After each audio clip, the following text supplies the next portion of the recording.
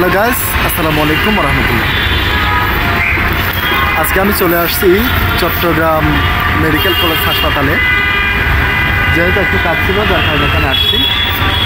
এখানে এসে আমি যে জিনিসটি দেখলাম সেটি আপনাদেরকে দেখাই। দেখতে পাচ্ছেন, এটি হচ্ছে জাতির জনক বঙ্গবন্ধু শেখ মুজিবুর রহমানের একটি স্তম্ভ তৈরি করা হয়েছিল। এই স্তম্ভটিকে 5ই আগস্টের পর এই স্তম্ভটি কী অবস্থা করেছে আপনারা দেখুন। আসলে এই দেশের জাতির জনক বঙ্গবন্ধু শেখ মুজিবুর রহমান যদি না হতো তাহলে এই দেশের বাঙালির স্বাধীনতা কখনোই আসতো না। আজ ওনাকে অসম্মান করা হচ্ছে। তো দেখুন, পরিবেশটা আসলে খুবই অসাধারণ। আপনাদেরকে দেখাচ্ছি। আপনাদের আশা করি ভিডিওটি অনেক ভালো লাগবে। লাইক, কমেন্ট এবং শেয়ার করে অবশ্যই পাশে থাকবেন আমার ভিডিও থেকে। তো সামনের দিকে চলে যাচ্ছি, কি করতে পারে আপনাদেরকে।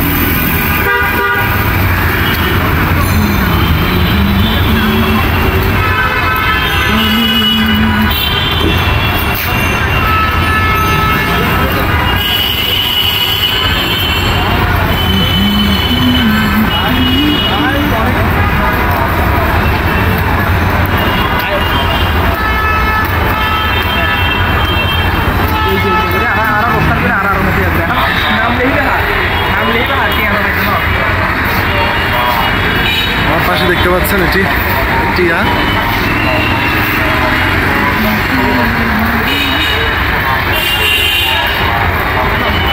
রয়েছে চট্টগ্রাম মেডিকেল কলেজ।